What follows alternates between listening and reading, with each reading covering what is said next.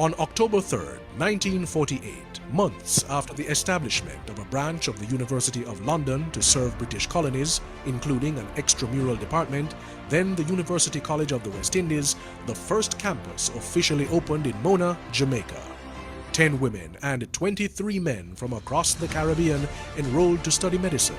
Later that year, through royal charter, the university was formally approved by the Privy Council. It has been rendered as a place of light, liberty and learning, as well as a Caribbean response to the challenge of change by Sir Philip Sherlock, the first Director of Extramural Studies, and Professor Rex Nettleford, the first UWI alumnus to become Vice-Chancellor, in their joint monograph documenting the university's history.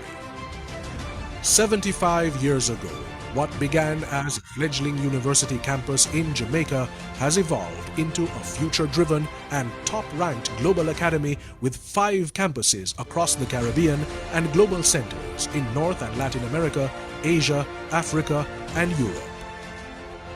We are rich in innovations and ideas.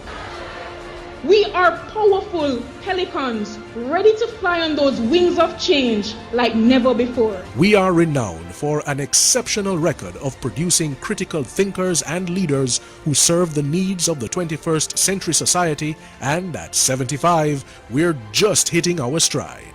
UWI's legacy is the light of stellar service and leadership in the Caribbean for 7.5 decades.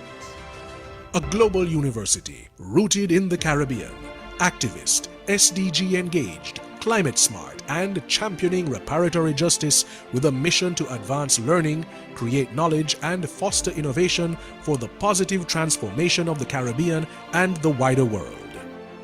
As we mark our 75th anniversary in 2023, the UWI at 75 Jubilee supports a reflection of our past, homage to the present, and the future outlook.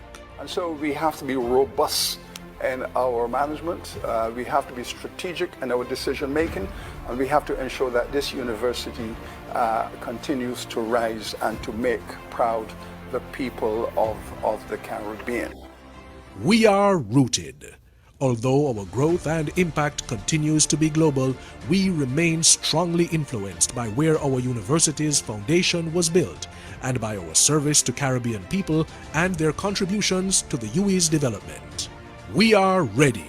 We continue to be an advocate for the region, its needs and advancement, and we are recognized as a valuable resource for expertise on every issue that it faces, playing an unprecedented role in enabling the Caribbean's readiness, ability to overcome challenges, to build the Caribbean's resilience, and revitalize Caribbean development.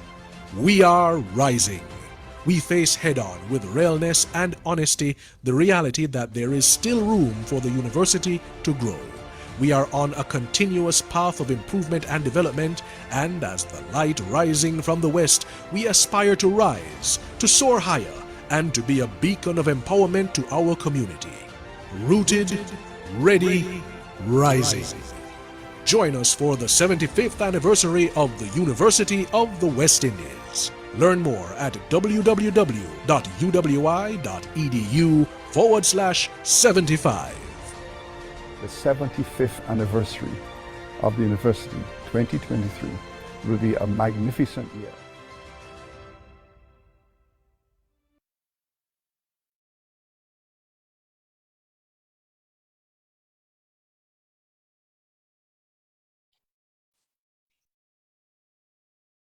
Good evening, everyone.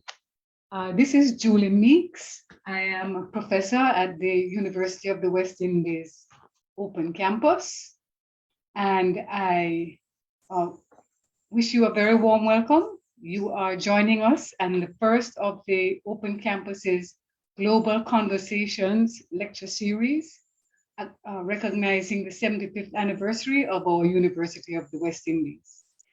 I'll hand you over to Nicole Phillip Dow, who will give us our welcome.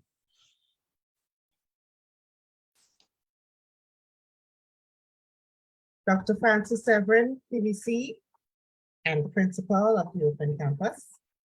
Dr. Emily Dickford, Deputy Principal of the Open Campus. Ms. Althea Gordon, Registrar of the Open Campus, Professor Julie Meeks, Director of Graduate Studies and Research, Professor Bala, ICCR Chair of Indiology and Ghanaian Studies, and our feature speaker for this evening, UWI staff, friends, well-wishers, a warm and pleasant good afternoon or good evening to all of you. It is my pleasure to welcome you to this, the first in our series of Global Conversation lectures.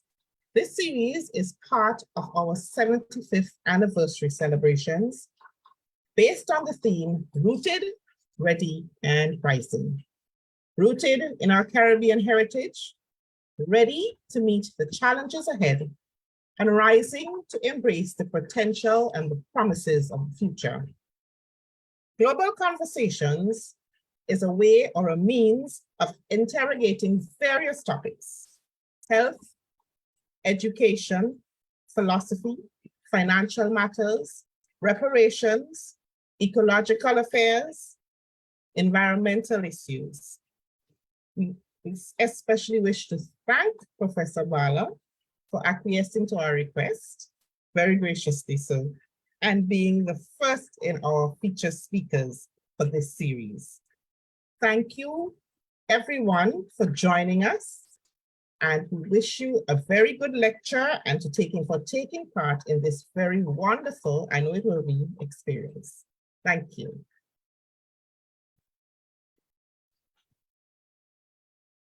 And now I invite our principal and Pro-Vice Chancellor, Dr. Francis Severin, to bring us some introductory remarks. Over to you, Principal. Thank you, Chair, and I beg to recognize the protocol list, the brief protocol list already established.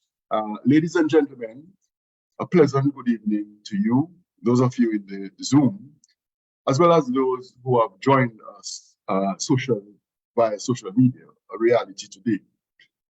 I wish to begin my remarks this evening by expressing warm congratulations to the Open Campus Lecture Series Committee for presenting the first in the series of Global Conversations lectures in celebration of the UWI 75th anniversary. As campus principal, I commend the team on this initiative, and I look forward to the other informative lectures that have been planned in these series. Thank you, Professor Balagana Pafi Deva Rakonda, Indian Council Cultural Relations Chair of Indology and Ghanaian Studies, Mona Campus, for accepting our invitation to present the first lecture on the topic, the role of philosophy in addressing health and global environmental concerns. This topic is opportune, and given the urgency and magnitude of global health and environmental challenges, it is essential to engage in philosophical inquiry to deepen our understanding, critically evaluate our assumptions, and develop ethically and intellectually robust approaches to effectively address these challenges. It is fitting at this 75th anniversary lecture event to underscore the importance of Open Campus, which will be rebranded the Global Campus on August 1st, 2023, and its precursors to the region for 75 years. We shall accustom ourselves to the designation Global Campus, even as the rebranding team led by our campus registrar works feverishly and diligently in this regard. The UWI, as the #1 ranked regional university, understands its role in the development of our most important asset, our human resource. Before the Open Campus was established, the extramural department of the UWI, which evolved into the School of Continuing Studies, had used its extensive extramural experience to offer direct, local, and regional responses to the need for continuing knowledge, skills, professional development, research, and cultural identity throughout the Caribbean. As the demand expanded for more education, outreach, and public service, the UWI introduced the University of the West Indies distance teaching experiment, UIDITE, which further evolved into the University of the West Indies Distance Education Center, UIDEC, in 1996. With more contemporary and advanced technologies and the need to meet people across bandwidths as we aim to leave no one behind in this global environment, the Open Campus was established in 2008 and continues to serve its clientele with the same rigor and high educational standards that the University of the West Indies is known for, regionally and internationally. Ambassador Dr. June Suma, Campus Council Chair, shared in her opening remarks at the March 2023 Council meeting the following. The Extramural Department was the unit dedicated to bringing the University College to its scattered constituents who could not come to it. 75 years later, the countries remain scattered.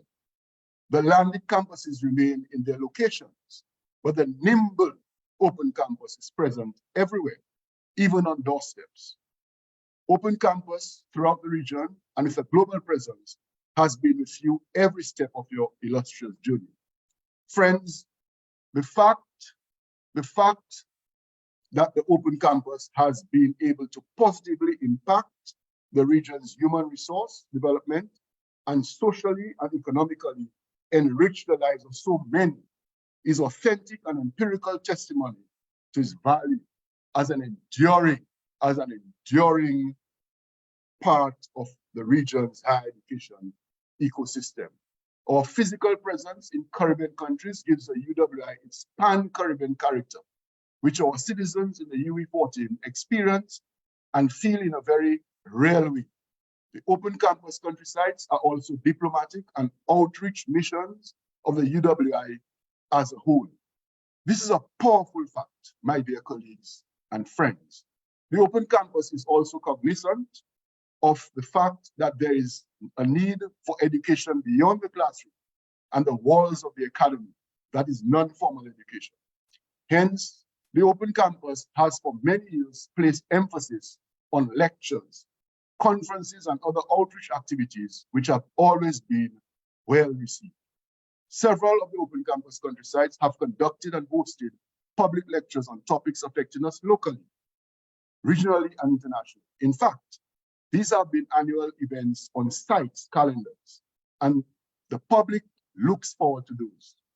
These activities also provide the Open Campus an opportunity to build partnerships with private institutions and organizations which contribute to a stronger presence of the Open Campus and the UWI in these communities.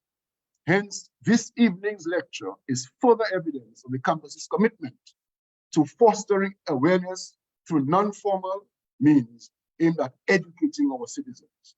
I know that we are all looking forward with much interest and alacrity to this evening's presentation.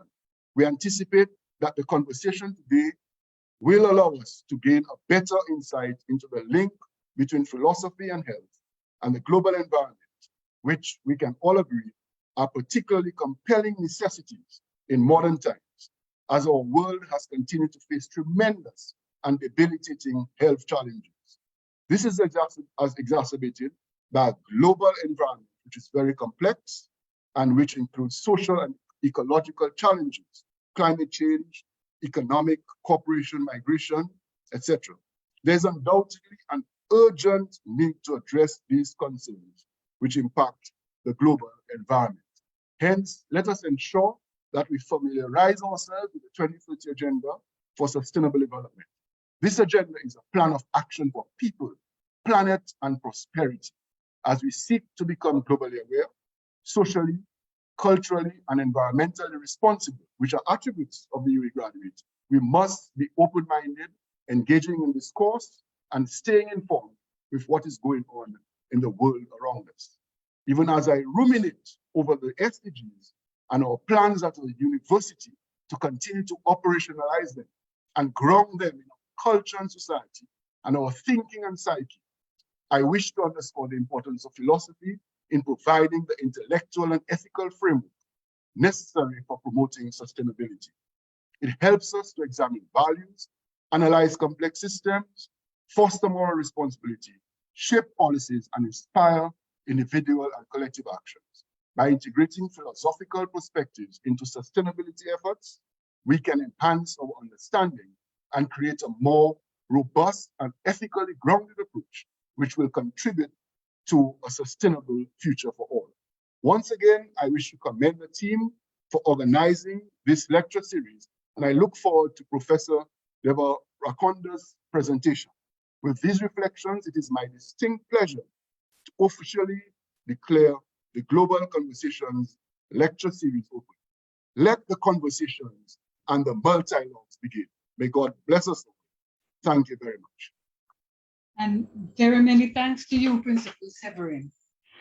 Professor Balaganapathy Devarakonda has very kindly agreed to allow us to call him Professor Bala. Thank you so much. We have difficulty with multi-syllables. So Professor Bala is the Indian Council Cultural Relations Chair of Indology and Gandhian Studies at the University of the West Indies, Mona, here in Kingston. He taught philosophy at the University of Delhi North Campus and has research interests in the historiography of Indian philosophy, philosophy of religion, Mahabharata. See, I told you about multiple syllables. The philosophy of yoga, early Buddhism, and philosophical counseling. He has published some 5 books and over 40 papers, and there are many more in the pipeline, all with the most intriguing titles. I recommend that you peruse his website to see what he has written and what he has done and continues to do. So you've heard he's speaking to us today. The title of his talk is The Role of Philosophy in Addressing Health and Global Environmental Concerns. And without further ado, I will invite him to proceed. Recall that you can please put any questions you might have in the chat. And at the end of his presentation, we will ask him to kindly address the questions. Over to you, Prof. Bala. Thank you so much. Thank you so much, Professor Julie Meeks, for that wonderful introduction. Dr. Francis Severin, Principal of Open Campus, thank you for those wonderful opening remarks.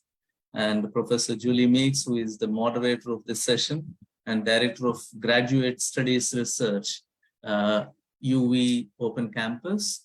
Dr. Nicole Phillip, Deputy Director, Open Campus Countrysides. Distinguished colleagues from University of West Indies, different campuses, and other invitees, friends, students. I also see some of my colleagues from India who have joined, though it's very odd time for them to be awake. So good evening to all of you. Namaste. It's an honor to be a part of, to be a speaker of this inaugural session of Global Conversations lecture series of Open Campus, University of West Indies. I really appreciate the idea of global conversations that is brought out by the Open Campus administration. I express my sincere gratitude for extending this kind invitation to me. I was thinking to start with, like, how do we look at this global conversations? What is a global conversation? For instance, if we start discussing global issues, probably that would become a global conversation. And also, if we address a wider range of knowledge systems beyond one, then as well, we can consider something to be a global conversation. And of course, we can consider something to be a global conversation when you have global audience. I believe looking at the audience, composition of the audience, as well as the theme that we have, I believe it is truly a global conversation that we are trying to enter into. So that's where I really appreciate the idea that is promoted by the Open Campus. And also I thank them for choosing me for the first lecture. The title that I have chosen after the discussion with Dr. Nicole, is the role of philosophy in addressing health and global environmental concerns. This is a very interesting thing. I don't know whether it really intrigued some of you. In fact, I just typed a link of one of my published articles on something called Global Lockdown Calendar. Okay, that sounds very odd initially. That may sound very odd, but have a look at that. So where I have put forth some of my ideas on how do we look at the environmental concerns beyond the way we have been looking at them so far, though not finding any solutions, concrete solutions. So that was an interesting article that I have published. I thought I would pick up, improvise that and present here in terms of global conversations. So now there are three things that I've taken up. The aim of this particular presentation is to establish a close relation between philosophy, health, and environmental concerns. People may think, how are these three related? We can understand health, we can understand environmental concerns, we can also understand philosophy independently, but how are these three related? This is what I'm going to establish in this brief presentation of 40 to 50 minutes. I'm going to present it in terms of like talking about health and trying to provide a deeper understanding of health and relating it to environmental concerns and trying to find a clue as to how do we address it beyond the disciplinary boundaries and try to find out a global solution for one of the major concerns of the contemporary world. So that's what is my concern here. And in the process, I would be addressing something like what is health and what is health calendar. We only know one calendar which shows the time and date, but there are many other calendars which operate in us. So I would be talking about them as well. And I would be talking about pollutions and finally bringing it to ethics of inactivity.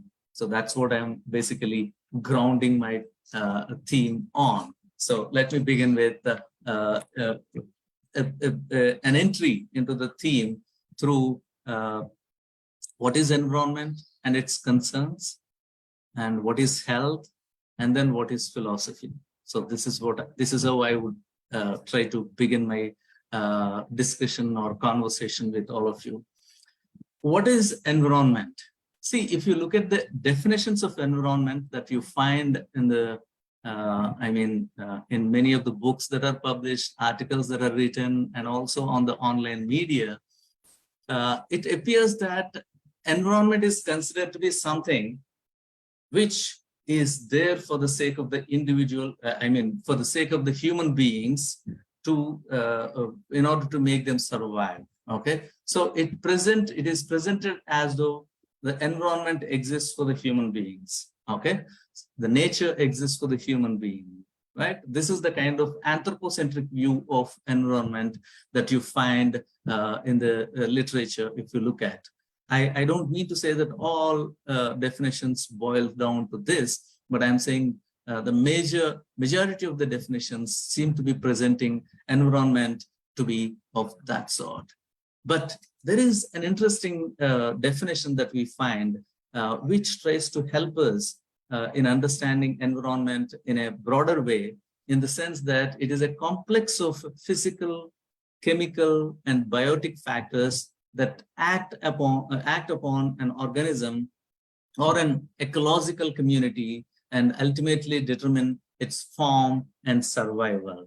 So if we look at this kind of a definition, it also tries to present that environment has different aspects within its fold, which are to be, which try to which try to determine the form and survival of any organism for that matter.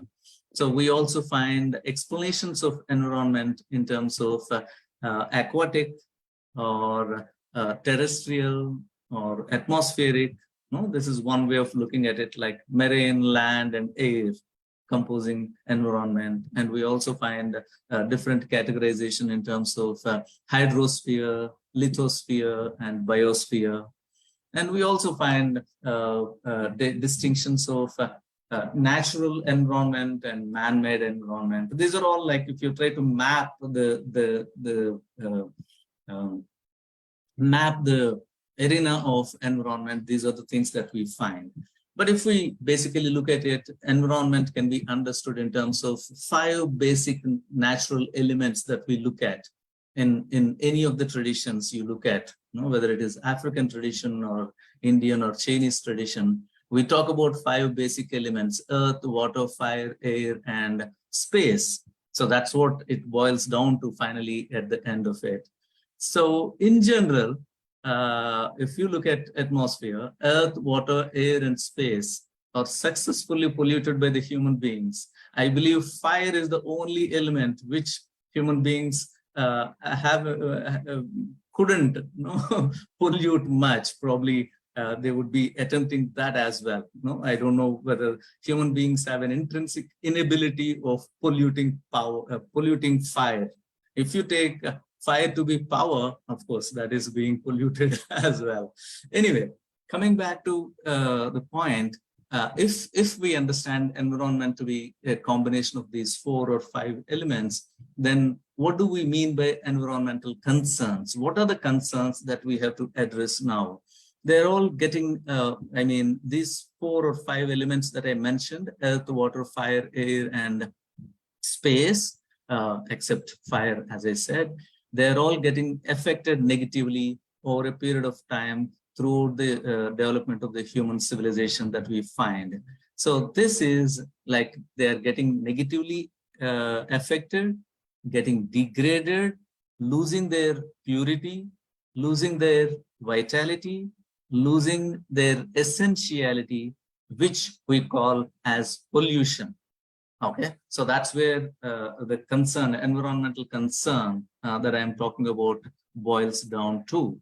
Now, what is this pollution that we are talking about? How do we define this pollution?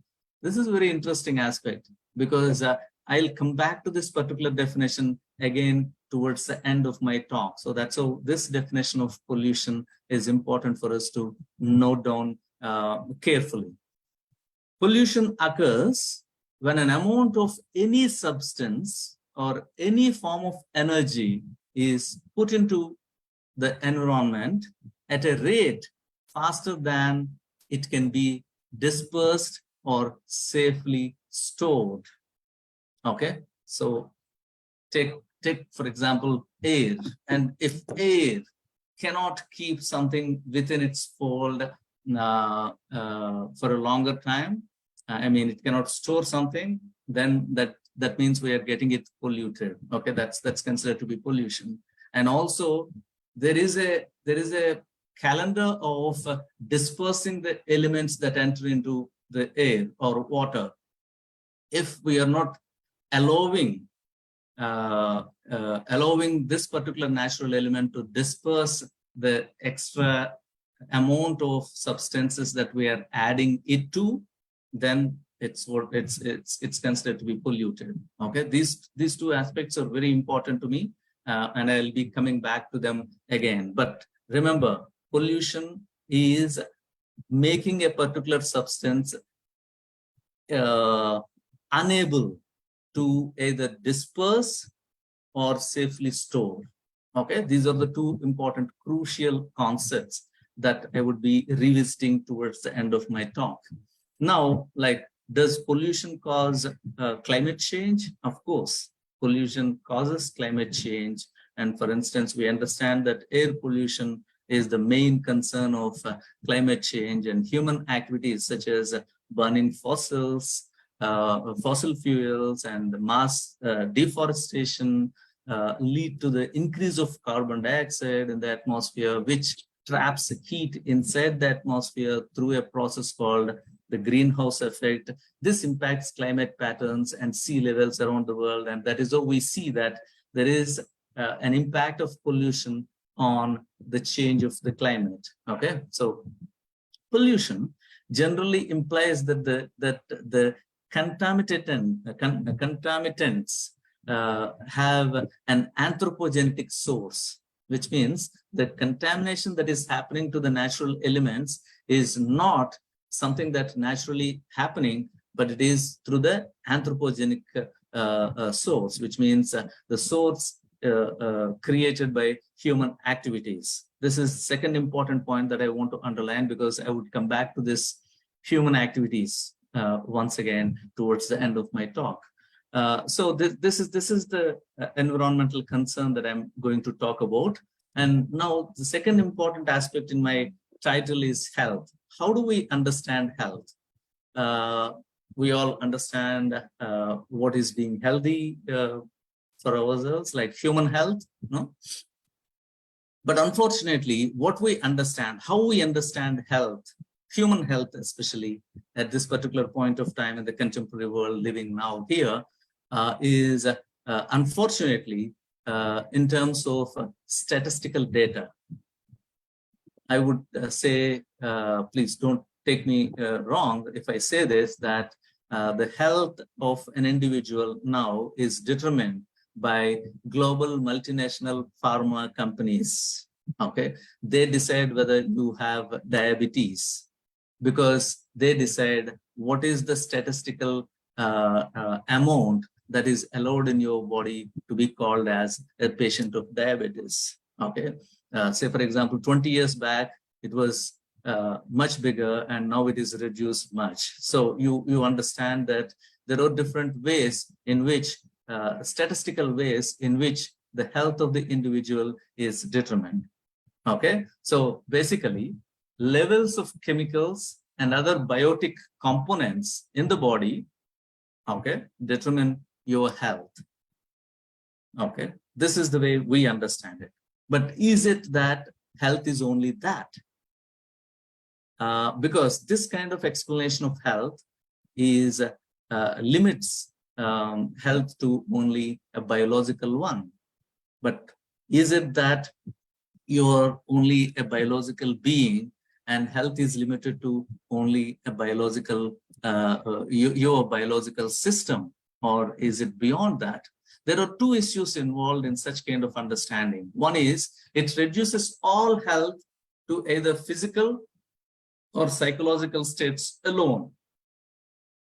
Number two, it views health as something that is quantifiable and measurable.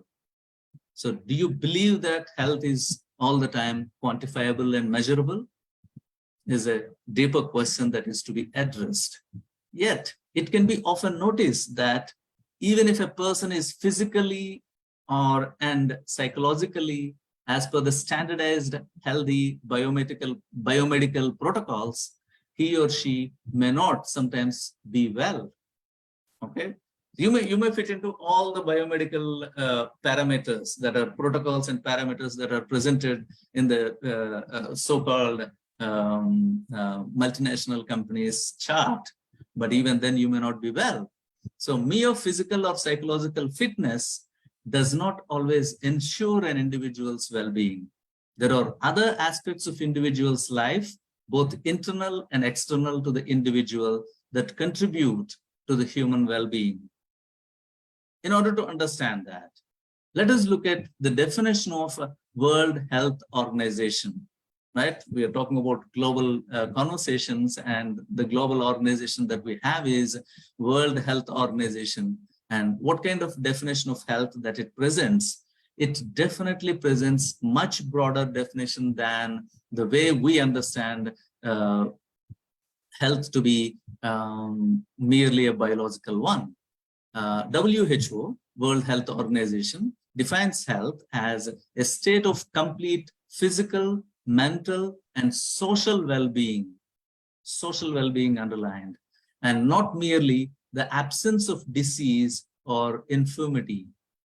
Okay, so first point that is to be noted is it doesn't try to give, it doesn't try to define health in terms of a negative state like absence of disease. It says no. You cannot define health to be absence of disease. That's binary way of looking at things.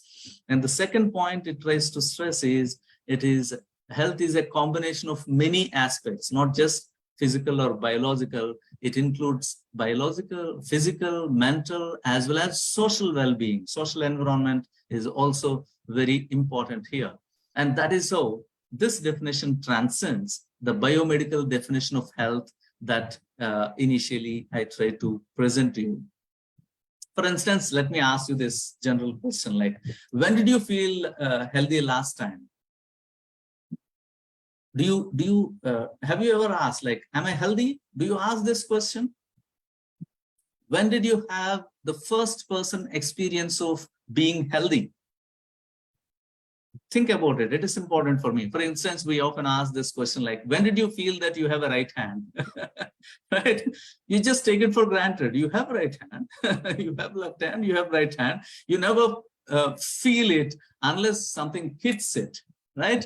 In the similar way, you experience ill health, first person experience of ill health, whenever you come across that, but you don't actually feel you're healthy. You just take it for granted. You are healthy.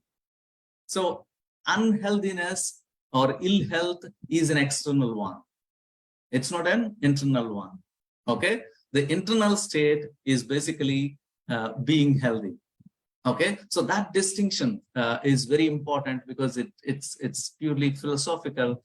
And this is the one which helps me towards the end to extend the concept of health to the environment. Okay. So, and also when it comes to health, we also have to understand that health is something that is maintained by the body on its own. Okay. See, the initial biomedical conception of health tells us that health is something that is induced from outside. Okay, which means you take a pill and you become healthy. But actually, they are right to 50% in the sense that when you become ill health, health is induced from externally. But actually, otherwise, health is being healthy is a natural state that the biological being, your biological being naturally has. Okay, so that's a natural state. This is what I wanted to stress. Health is not something that is externally induced. It's a natural state. You don't even have first person experience of it. You don't every day, every time feel about it. You take it for granted and move further. Only when you come across ill health, okay, then you long for health and you try to believe that health is also externally induced. But actually, health is not externally induced. It is an internal state. It is not just an internal state, it is also a holistic one. Whenever you look for health, it's a holistic one. You cannot say that my right hand is healthy and my left hand is unhealthy and totally I am healthy or unhealthy. No, we don't get confused in defining it that way, because basically it's the holistic conception that is important for us. Though you may find a problem with one of the parts of you, but that will have impact on the whole body, right? This is another important aspect where the holistic conception of health is stressed, okay? All the aspects of human life ought to be in balance. Only then you consider yourself to be healthy. Recognizing the due value of each component of human life and understanding their interrelatedness is necessary for a holistic conception of human life. Such a holistic conception presents the ontology of the being in a harmonious way. Such a harmony among various aspects of human beings and human life is a natural state of equipoise that can be considered health in the broadest and deepest sense. It is maintained by the naturally it is maintained. It is not that it's maintained externally. Okay, it is maintained. You don't maintain it. It is maintained by the biological system on its own. So having understood this conception of health, let me take you quickly further to understand what is this philosophy that we are looking at. So how do I relate philosophy to the health and environment that I tried to explain? With regard to philosophy, we have, as I often stress again and again, we have huge misunderstanding about philosophy, unfortunately, among the common public, even among our own colleagues, right? Within academia, even our own colleagues, our own friends from neighboring departments do not have proper understanding of philosophy, because of which, right, philosophy is neglected much. And I believe, I often say this, I believe even some of our own faculty members within philosophy academia also do not have proper understanding of what philosophy is, except their narrow walls into which they were chained. Okay, so there are three misunderstandings that we find with regard to philosophy in general. One is that it's only a religion, but fortunately, philosophy is not equal to religion. And in fact, we have a branch called philosophy of religion, where we scrutinize the concepts of religion in a very philosophical way, in the sense that very reflective and in-depth analysis happens. And it is also misunderstood. Philosophy is misunderstood in the sense that it is not related to this world, at least. No, it's metaphysical, which means beyond this physical world. That is also a huge misconception, because the philosophy definitely talks about this world. Say, for example, if physics scientists talk about atoms, and if you say that talk about atoms is talking about world from a beyond the world perspective, it looks ridiculous, right? They are definitely talking about this world. Similarly, philosophy also talks about this world. It talks about creationism. It talks about environment. It talks about physical particles, atomism. All these aspects are part of it. And third misunderstanding that we find with regard to philosophy is it's not related to my life, at least, right? This is also a big misunderstanding. And I strongly argue, in fact, I'm now giving a series of lectures at Indian High Commission in Jamaica, where I'm trying to present philosophy for everyday life, where I'm taking up various aspects of everyday life, of the individual human life, and trying to see and show how philosophical insights would be useful in addressing such kind of human life concerns. So that's how I strongly believe, and also present that philosophy is definitely related to this life and your life and here and now. It's a discipline that addresses the fundamental assumptions of all disciplines. That's how it's called mother of all knowledge. In fact, every attempt by an individual to know something is considered to be philosophizing. No? Even the definition of philosophy that you find in terms of love of wisdom, and philosophy begins in wonder.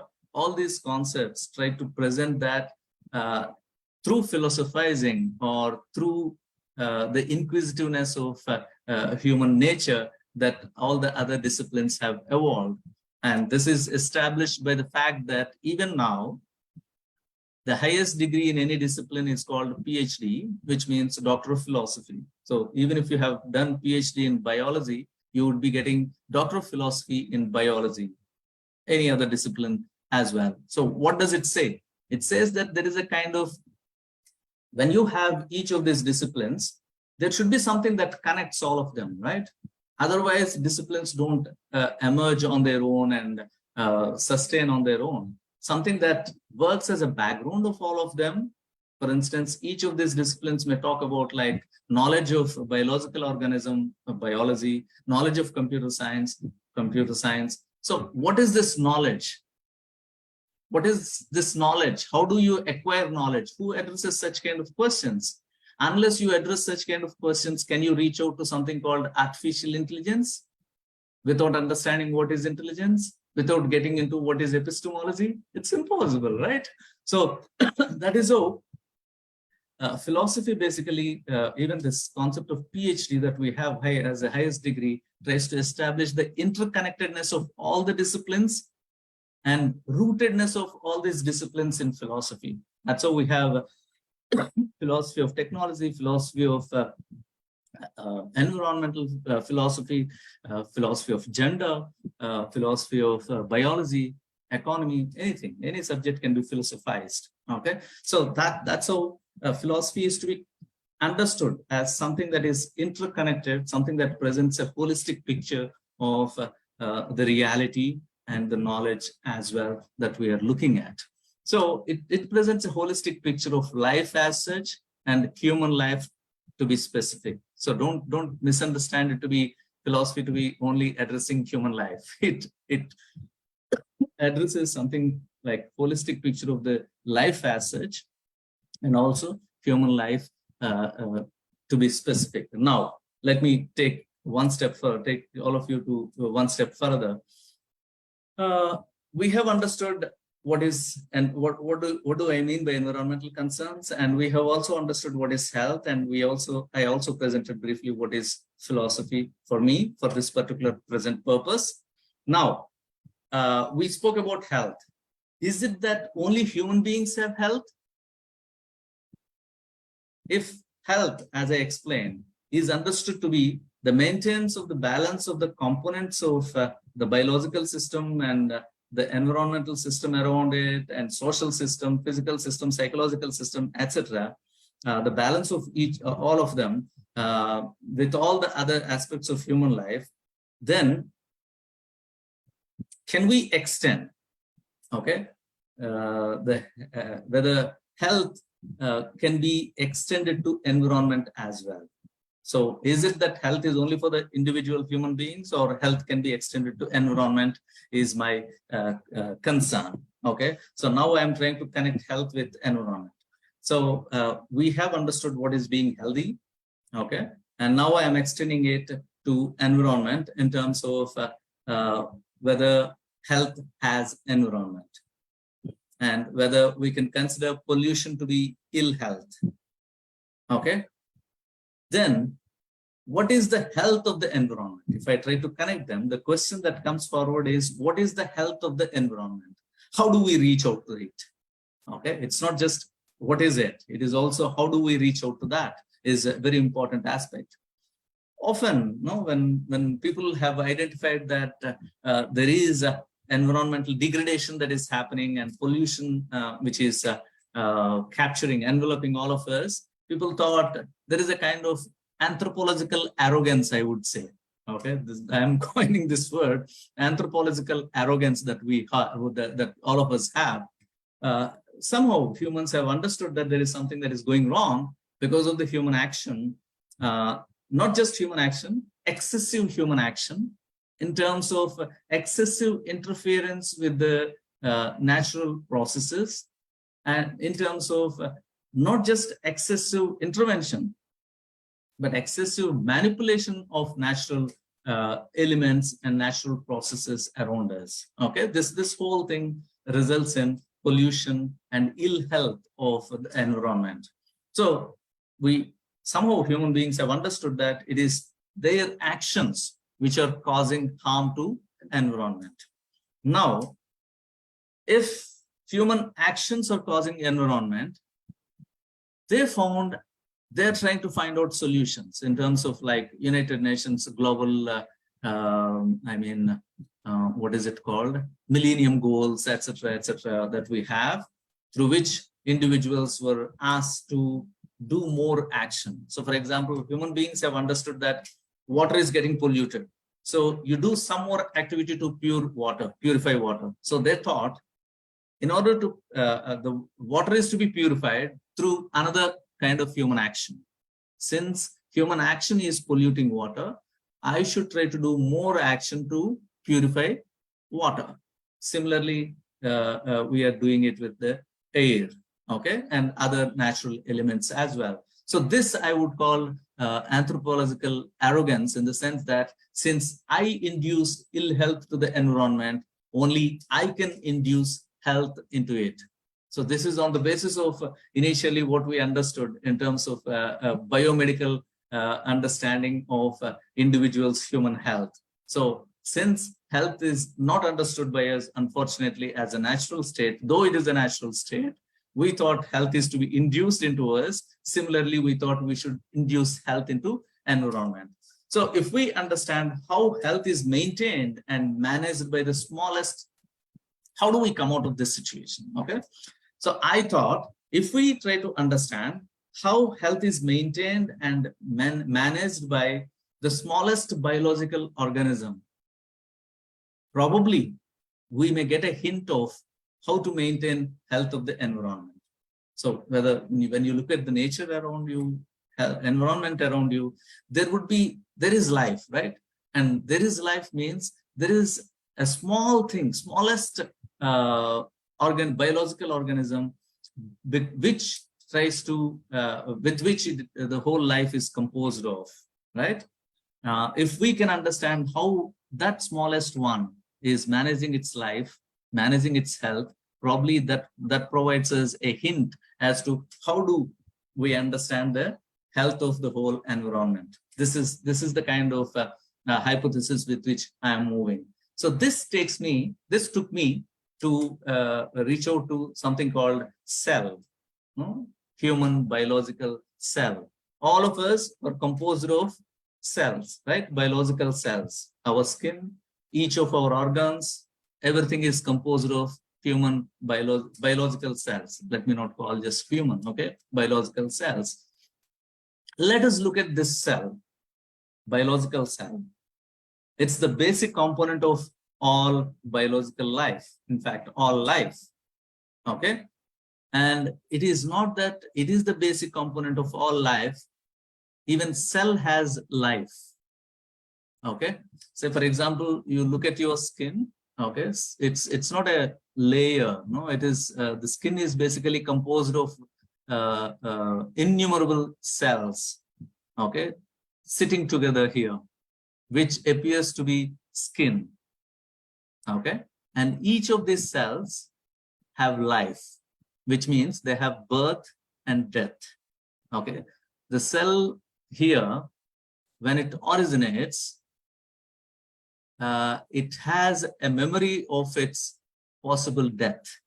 So it comes into existence with the memory of when it is going to vanish, okay, die. And it is not that that cell has the memory of its possible death. All the cells surrounding that cell also know when this particular cell is going to die. That's what makes the surrounding cells to create, to work on the replacement of the cell which is going to die, okay? And this whole process happens so harmoniously, so naturally, so painlessly that you don't even recognize it, right? See, so many cells are dying every day from your body. Do you feel the pain of it? No, you don't know. Let me tell you one interesting thing, friends. All the cells, are you the person who was born to your mother? We think that, yes, I am the same person who was born to my mother. But actually, all the cells with which you were born have already left your body by the time you arrive at your 25th or 30th year. You're not the same person who was born, because all the cells with which you are born have already gone away, right? So much of change that happens within you. And look at this. Though the skin is composed of the cells which continuously take birth and die, we are so much concerned about the color, shape, and smell of the biological system, the skin, etc., the body, right? So that looks actually ridiculous to understand in a deeper way. But anyway, let me take you further. Well, why do I start with this cell? So cell has birth and death, and cell also has health. I said cell has life, which means cell has birth and death. Cell has memory of its possible death, and the surrounding cells also know when it's going to vanish. So that's how they also have the memory of the possibilities of a future. And cell also has health. This is the most important aspect that we have to look at. What do we mean by health of a cell? Okay, so don't think that I'm just talking nonsense, okay? I am talking, whatever I'm saying now is on the basis of a Japanese cell biologist by name Yoshinori Osumi, who has won Nobel Prize in medicine in 2016 for his work on autophagy. Okay, I'm talking all this on the basis of this Nobel Prize winning research, right? So now let me try to explain what is this health and also health of a cell in terms of looking at the calendars. How are these calendars related to health? That looks nonsense, right? Because calendar for us is something that hangs on the air. Now wall calendars have disappeared and calendars have become digital. So we all have calendars in the mobiles and laptops. So but that's not the only calendar that you have, you know. Beyond these artificial calendars that we have created as human beings for the sake of our artificial world that we have constructed around us, there are two natural calendars that that work for us. Okay, we may not notice them, but there are two natural calendars which work for us. One is calendar of life, and the other one is calendar of health. Okay, the farmer is concerned with the longevity, you know, how long you live, whereas the latter is rooted in the capacity to act within which the process of degeneration and recuperation imbued. Okay, the first one talks about like calendar of life is how long you live, and there is a calendar of health that operates within you. Okay, each of your organs in the body have calendar of health. Okay, and what is this calendar of health? Basically, they know when they are getting degenerated, and they also need some time for recuperation. Okay, see what happens when something is degenerating. It's not that if something is degenerating, it continues to degenerate all the time. No, everything in the nature continuously gets degenerated and recuperated. Okay, so this is the biological calendar, which is very important, which works in human beings, within human beings, every organ that you have, even the cells that you have, and look around. Every tree, every animal, every element that you find in the nature has this biological calendar working well, which means degeneration and recuperation continuously happens. As I said, cell gets originated, cell gets removed, cell gets replaced. So it's all like degeneration and regeneration. Okay, so it's a process that happens within the body, which is considered to be calendar of health. It must be noted that the process of degeneration and recuperation largely determines your longevity in terms of your lifespan. Okay, though degeneration is a part of natural process, stretching the capacity of activity by diminishing the possibility of rejuvenation affects the health calendar intensely, and thus adversely affects the life calendar of any natural element. Okay, let me explain this with the help of a cell. Say, for example, how does a cell maintain its health? Cells, you know, when you are doing some activity, all the cells are also working hard to make you do what you are trying to do, right? When you eat, it gets into the body, it gets into every part of the body, and it gives work to every cell that you have in the body.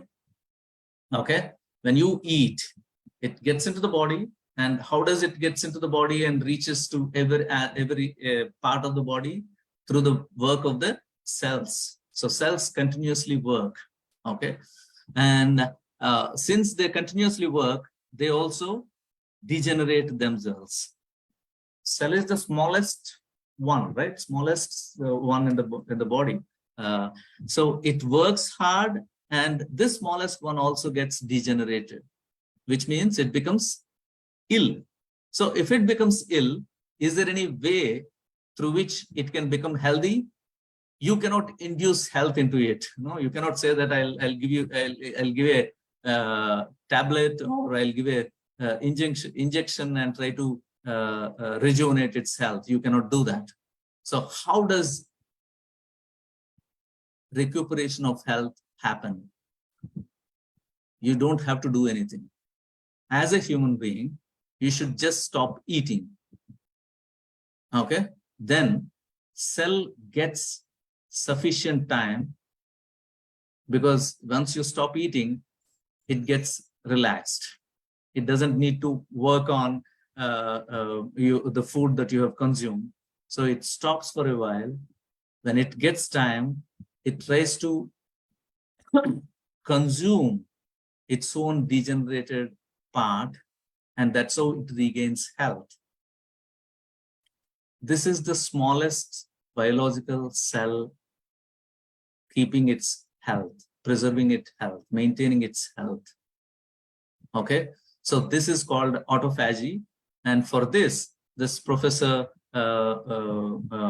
Oshumi has got a Nobel Prize. Okay, he established that the process of recuperation by consuming the damaged and degenerated assemblages is understood to be autophagy, a health calendar concerning cells, and Professor Oshumi has identified this, because of which he was given Nobel Prize in 2016. Through his research, Oshumi proved that what activates autophagy in human cells to recycle and renew their content is fasting. Fasting means pause your food. Don't eat. No, you don't have to eat every day so many times. It says you fast for some time so that your body can maintain its own health. You think that only by eating you can maintain health, right? And you keep on eating. In fact, it is the other way around. It says you stop eating so that I can maintain my health, right? So how can pausing food intake contribute to the recuperation of the human cell? This is possible because the health calendar of the cell requires that it should not be fed further so that it consumes its damaged structures and thus makes space to rejuvenate. This is the basic principle of recuperation in nature, a calendar of health. Okay, so now take this further to the nature. Okay. Professor Julie, please let me know if I'm crossing the limits of my time. I require, I think, 10 more minutes to complete. I hope that I'm within my time limits. Okay, so now let me take this further to the nature, okay, environment, and try to explain it. You know, friends, anthropological arrogance again, anthropological arrogance.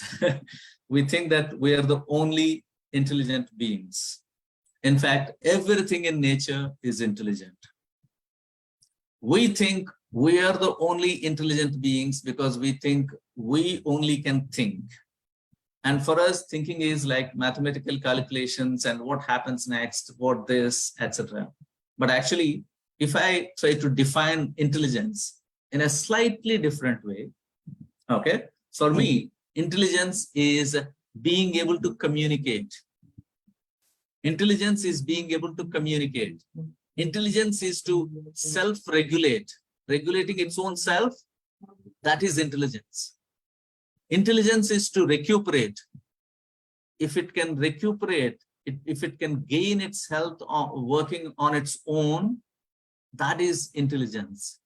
And being able to survive, that is intelligence. Intelligence for me is being able to communicate, being able to self-regulate, regulate its own self, being able to recuperate, being able to survive. So these are the important elements of being intelligent, okay? Not just the rational deception that we think, you know, when people started working on artificial intelligence, they try to look for rational deception to be being intelligent, right? One of the models of artificial intelligence is based on that.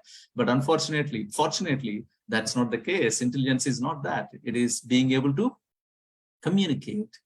The natural environment around you is intelligent because it communicates. It tells you when you are damaging it further. It tells you, it tries to communicate with you. It shouts at you. Even your body, look at your body, okay? When you're doing damaging it further, it tells you that you are doing. Only thing is, you become deaf to the calls of your own body. That is your mistake, but otherwise your body always communicates. You think that only mind is intelligent? No, body is equally intelligent. Body tries to communicate with you. Whether you are ready to listen to it or not is your problem, okay? And environment, every natural element in environment regulates itself. It knows how to regulate itself. It knows how to recuperate. It knows how to survive, even at the expense of completely erasing a species from the earth, right? That is possible, and that showed in the history. So that is how every element. Let me take you back to the first part where I was talking about environment, and I said it is composed of earth, water, fire, air, and space. All these 5 elements communicate. All these 5 elements regulate themselves. All these 5 elements know how to recuperate themselves. And all these 5 elements know how to survive. Okay? So that is the intelligence of the nature. So nature recuperates by consuming its own damaged structures, polluted elements, etc. If the continuous process of its degeneration through human intervention is relatively halted, temporarily paused, if humans pause their activity to let the process of autophagy of nature get triggered, then the calendars of health and life of the nature and the human beings would be better than what it is now. Now, I'm trying to bring the whole conversation to a kind of pause in the human activity. So ethics doesn't mean that, unfortunately, in the philosophical circles, ethics is only attributed to human action. So I am arguing that ethics can be attributed to human inaction. I mean, pause in the human action as well. So that's where I'm trying to extend the domain of ethics beyond human activity. What is the proof of whatever I have said so far? The proof of whatever I have said so far is a wonderful learning that we have got from COVID-19. Whatever pollution levels that existed before COVID-19 and what happened during the COVID-19 is something that we have to notice. Rivers, streams, cities, towns, all have started recuperating on their own. Then human activity was stopped because of lockdowns, global lockdowns. Many countries, including hugely, highly populated countries like China and India, when they locked themselves within 4 walls, the environment started recuperating itself. So what is required is your intervention with it, excessive intervention with it, is to be paused for a while so that its health calendar gets its own time to recuperate itself. You cannot never think that I can induce health into environment. It is intelligent in the sense that nature is intelligent in the sense that each of the natural elements are intelligent in the sense that they know how to recuperate. Only thing is you should give it its own calendar space, right? For instance, Ganges, one of the popular rivers in India, a perennial river that flows from Himalayas, in India, is the best example. It is observed that during the lockdown, the measure of dissolved oxygen, how do they measure the healthiness of the water? By identifying the dissolved oxygen. They found that it increased from 3.8 ml from liter to 6.8 ml from liter in just 1 month, from March 6th to April 4th.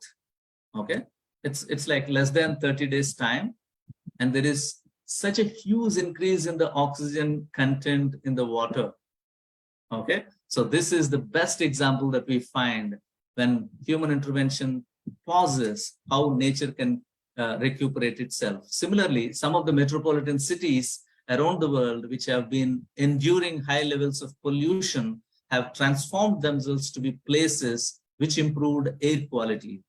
It is found that nitrogen dioxide pollution decreased by an average of 40% in Chinese cities and 20 to 38% in Western Europe and US during 2020 lockdowns. Okay, so all this proves to us without any experimental expenditure. So you don't have to do an experiment and spend a lot of money to know this, no? That there is a natural calendar for renewal of health that are made visible to all of us during COVID-19 disaster. So that's where, what should we do? So I believe we all have to, if at all we are concerned about environmental concerns and we are concerned about the health of the environment, then the philosophical standpoint, one of the ways of looking at philosophical standpoint to address this issue is through ethics of inactivity in terms of pause in human activity. I'm not saying that it should be absolute inactivity. I'm talking about pause in human activity.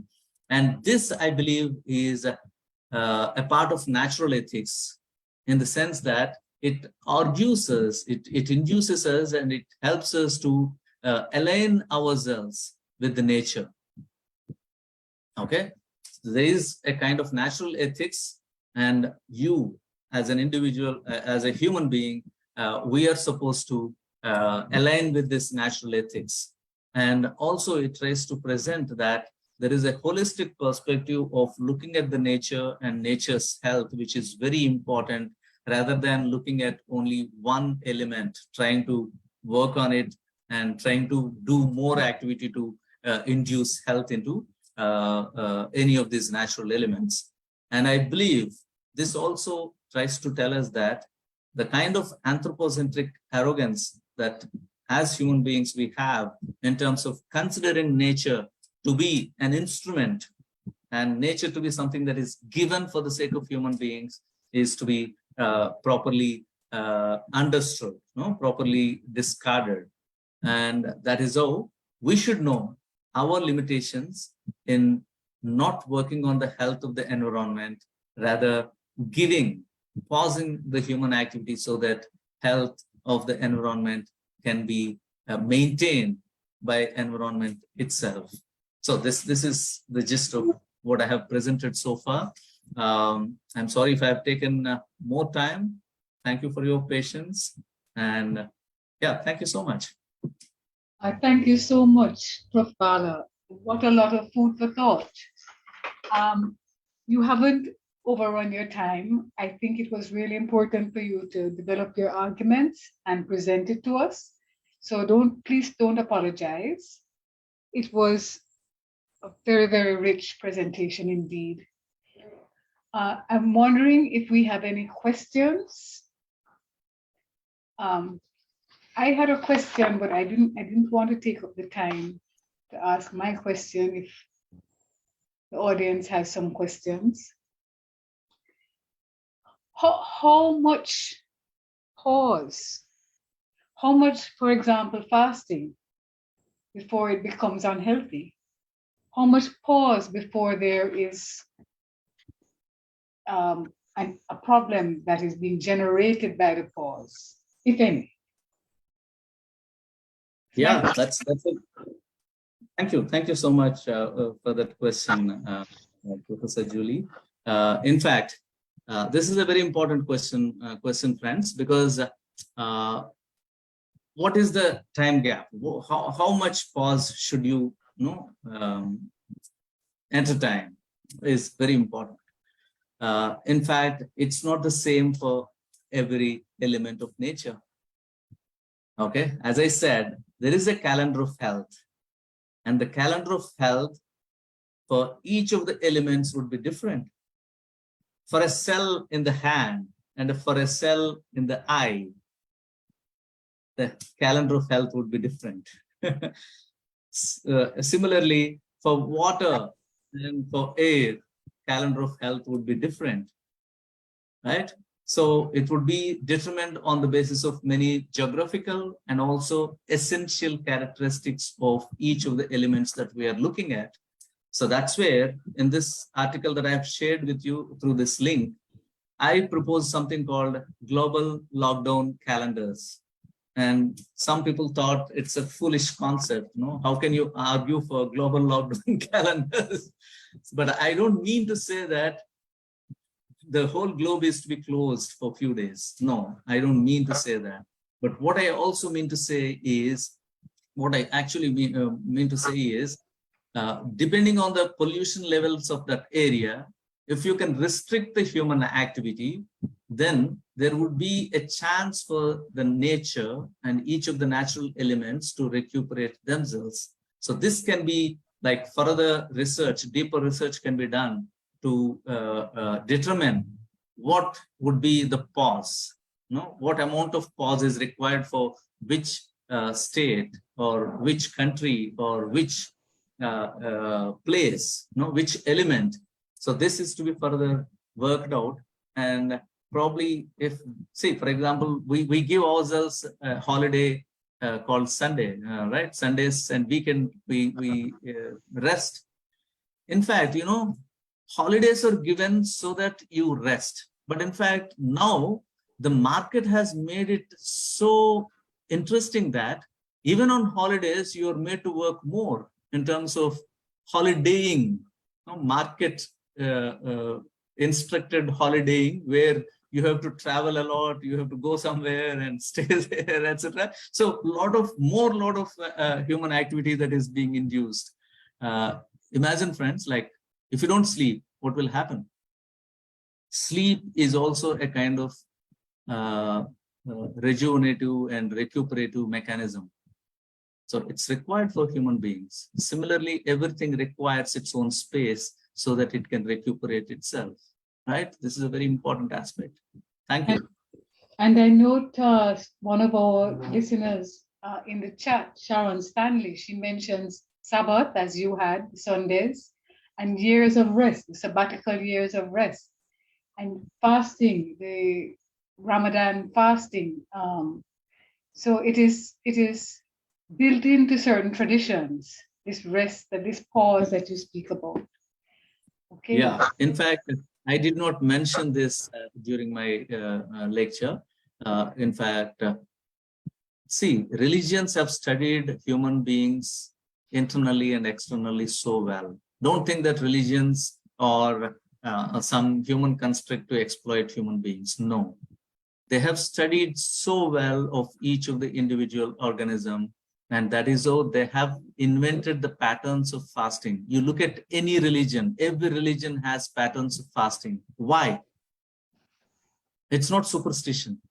It is pure biological research, pure biological experiential research, out of which they have invented these patterns of fasting. It's not that all religions prescribe the same pattern. They prescribe different patterns on the basis of the geographical location, on the basis of the environmental conditions, on the basis of the biological mechanism as well.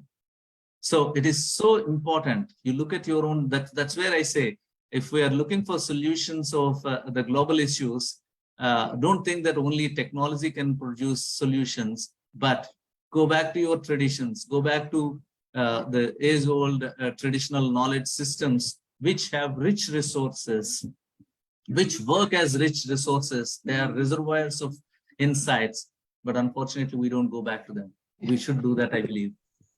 So people are starting to thank you. So I should add my own thanks. What a wonderful presentation. I will be thinking about this for quite some time. And I'm going to ask if you have a last opportunity for any questions, or else I'm going to ask Dr. Philip Doe to kindly give us the vote of thanks. And my own thanks to everyone. Over to you, Nicole. let me first thank everyone. Thank you so much, Professor Julie Meeks, for wonderfully moderating it. And also, I should thank especially Dr. Nicole. She is the one who coordinated with me. Almost this discussion continued for at least 2 months, I believe, right? The conversation began 2 months back, and she coordinated so well. Thank you so much, Dr. Nicole, and all of you friends who have joined us today. My sincere thanks to you all. Thank you so much, Professor Bala. This was quite thought-provoking. And it's a novel perspective on health, that link between health, the environment, and philosophy, something that I think most of us would not have thought about as having those sorts of linkages. When you spoke about not eating for your health, I remember having a conversation with someone about intermittent fasting, and that is actually supposed to help our bodies.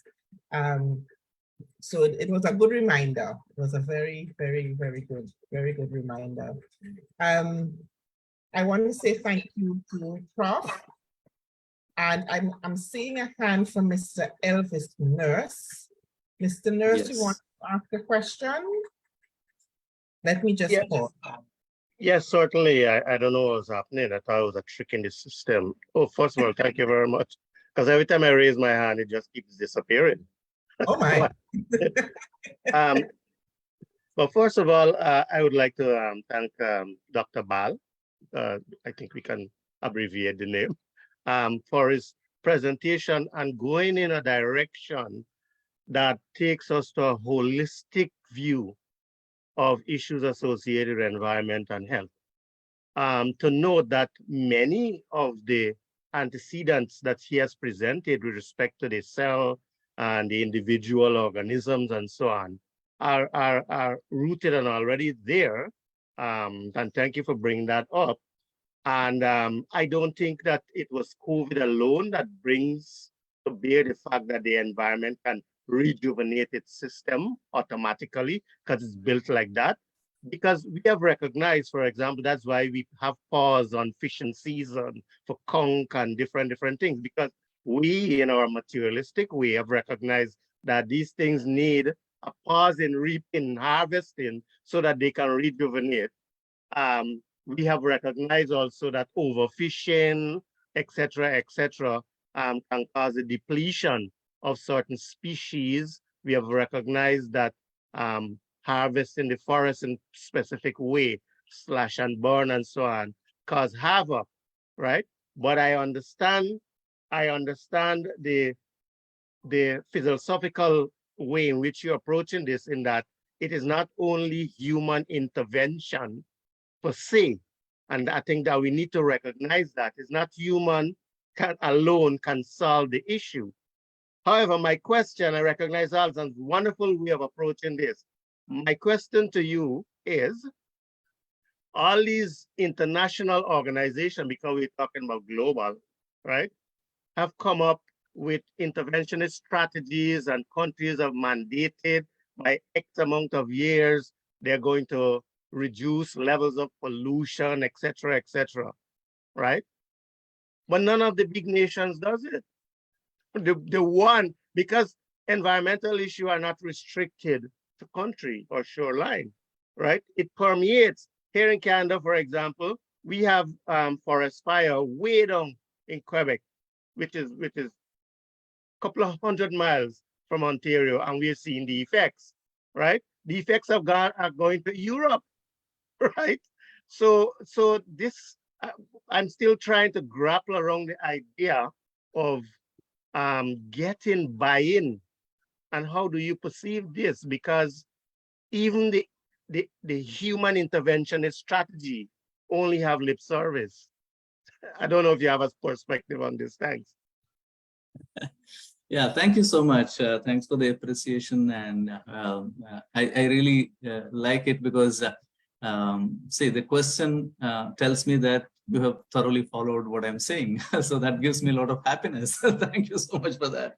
So at the same time, I'm making two different contradictory perspectives. One is humans alone cannot resolve, okay?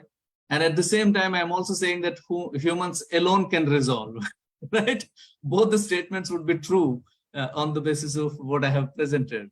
When I say that, what I mean is, when I say humans alone can resolve, human alone cannot resolve it, what I mean is they have to respect the importance of the nature and the calendars of the nature. Only then the natural environmental crisis that we are looking at can be resolved. When I say humans alone can do it, I mean they should stop their activity. So only they can stop their activity, pause their activity so that the environment can get resolved, get recuperated. So that is how my statement is from both the perspectives. I know about this interventionist strategies of international organizations. I know they are also important. I'm not denying the importance of them. But, you know, whenever there is a global issue, there is something called politics of the issue and actual work that happens to resolve the issue. Unfortunately, we find more indulgence in politics of the issue. So once people think that, yeah, it is because of this human activity intervention that the nature is getting resolved, then who should stop intervention? The politics comes into picture in the sense that, yeah, why should the developed countries do it? So they would start pressurizing developing countries or underdeveloped countries to yield to their demands. And then again, there would be an opposition in terms of like, you are the ones who are contributing, who have been destroying the environment, and you should actually restrain. So that's how the politics of the issue and politics of the resolution of the issue comes into picture, which actually destroys the very foundations of the good intentions of reaching or moving towards solution. So that's where most of the concerns are wrongly muddled up, right? So I believe if people think of this global lockdown calendar, every country on the basis of their own environmental assessment, they can prescribe different days of pause in the human activity. It's not that same day is to be followed for the whole country. No? For instance, India and China and US, these are big countries with huge landmass. So they can prescribe different kinds of inactivity calendars for different regions of their country, so that it gives some time for their natural elements to recuperate. This is important. So in fact, I have sent this article, that the link of which I have shared to many of the United Nations and other international organizations people. But they said, no, it affects the economic activity. We don't want to destroy the economic activity, right? Which means it's an interesting point for me, because they say that if you pause human activity, then economy would get affected. So I wrote back to them saying that, see, you are ready to dump money into the rivers and into the air, saying that we are working on environmental concerns and we are spending so much of money. I'm saying you don't have to spend that money. You can save that money. Why are you projecting huge amounts of money, huge billions of dollars, saying that we are working on environmental concerns? Instead, you pause your activity, right? So it doesn't require you to spend anything on protecting your environment, but people don't take it that way.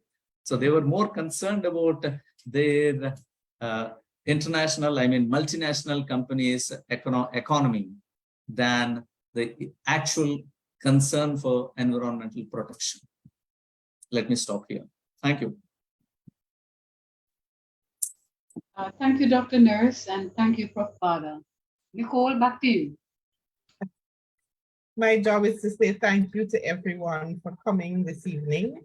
Thank you for joining us. And I want to encourage you to join us again. We are having these lectures. It's a series, so we started in June. And we're moving every month. We're going to have a different lecture, a different person, a different topic. And for July 20th is our date, around the same time.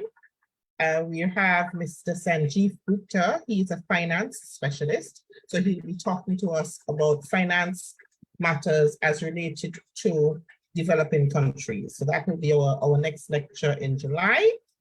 So again, Professor Bala, thank you from all of us. Thank you everyone for coming, and have a wonderful evening. Take good care.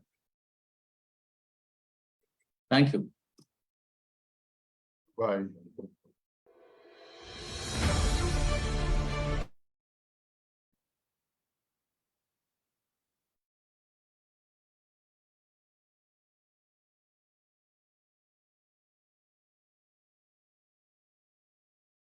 Of the West Indies, the first campus officially opened in Mona, Jamaica. 10 women and 23 men from across the Caribbean enrolled to study medicine. Later that year, through Royal Charter, the university was formally approved by the Privy Council. It has been rendered as a place of light, liberty, and learning, as well as a Caribbean response to the challenge of change by Sir Philip Sherlock, the first Director of Extramural Studies, and Professor Rex Nettleford, the first UWI alumnus to become Vice-Chancellor in their joint monograph documenting the university's history. 75 years ago, what began as a fledgling university campus in Jamaica has evolved into a future-driven and top-ranked global academy with 5 campuses across the Caribbean and global centers in North and Latin America, Asia, Africa, and Europe. We are rich in innovations and ideas. We are powerful pelicans, ready to fly on those wings of change like never before. We are renowned for an exceptional record of producing critical thinkers and leaders who serve the needs of the 21st century society, and at 75, we're just hitting our stride. UWI's legacy is the light of stellar service and leadership in the Caribbean for 7.5 decades. A global university rooted in the Caribbean, activist, SDG engaged, climate smart, and championing reparatory justice with a mission to advance learning, create knowledge, and foster innovation for the positive transformation of the Caribbean and the wider world. As we mark our 75th anniversary in 2023, the UWI at 75 Jubilee supports a reflection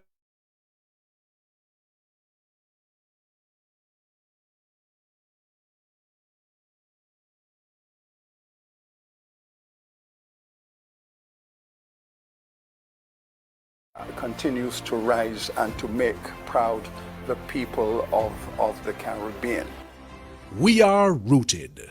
Although our growth and impact continues to be global, we remain strongly influenced by where our university's foundation was built and by our service to Caribbean people and their contributions to the UWI's development. We are ready.